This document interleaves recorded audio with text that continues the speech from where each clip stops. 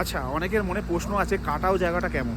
অনেকে এসছেন, অনেকে আসেননি। মোস্ট অফ মানুষজন কি করেন, নর্থ সিকিমে আসলে লাচুং লাচেন এই সাইডটা কভার করে চলে যান।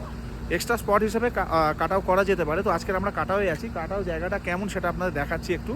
এখন সেইভাবে স্নোফল হয়নি বলে এর সেই রূপটা আমরা এখানে বুঝতে পারছি না, তাও যা দেখা যাচ্ছে আপনাদের সাথে শেয়ার করছি।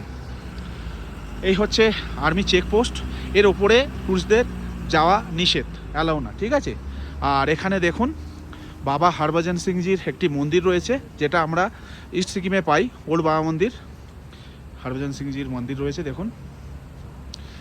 আর জায়গাটি হচ্ছে, অল্টিটিউড হচ্ছে 12,666 ফিট।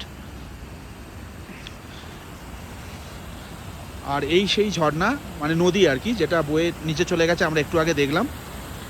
আর এই হচ্ছে পুরো পরিবেশটি কাটাবের। আর এর উপরে আমরা যেতে পারবো না। এখন এরকম লাগছে, যখন স্নোফল হবে কিন্তু এটা পুরো সাদা দেখবেন আপনারা। ওপরে রয়েছে, আমি একটু জুম করে দেখাচ্ছি।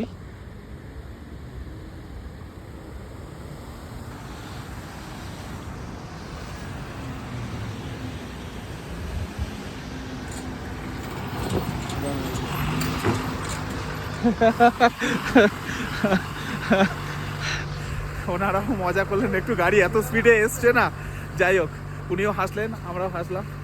এখানে কিভাবে থাকে এনারা এটা আলাদাভাবে বলার কিছু নেই। আমাদের দেশের সেবায় জায়গাটি ভালো, খারাপ না, কিন্তু এই মুহূর্তে সেই রূপটা ফুটে উঠছে না, এটুকু শিওর। কারণ এই জায়গাটা যখন পুরো মানে বরফে ঢেকে যাবে না, জায়গাটা সম্পূর্ণ রূপ পাল্টে যাবে।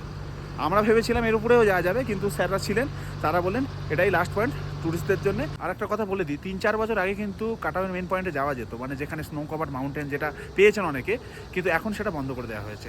বিশেষ কিছু কারণ রয়েছে, স্যার এখানে রয়েছেন, উনি বলছিলেন আমাদের, সেটাই আপনাদের সাথে শেয়ার করলাম। আমার ফার্স্ট টাইম কাটাও। আপনারা কে কবে এখানে এসছেন অবশ্যই কমেন্ট করে জানাবেন। যদি আসতে চান, আমাদের যে ট্যুর অপারেটর রয়েছে তাদের সাথে যোগাযোগ করবেন, নাম্বার আমি স্ক্রিনে দিয়ে রাখছি, ক্যাপশনেও থাকবে। জায়গাটি খারাপ না, এটুকু বলতে পারি, তবে বরফ পড়লে জমে যেত। যাই হোক, এই ভিডিওতে এতটুকু, দেখা হচ্ছে পরের ভিডিওতে।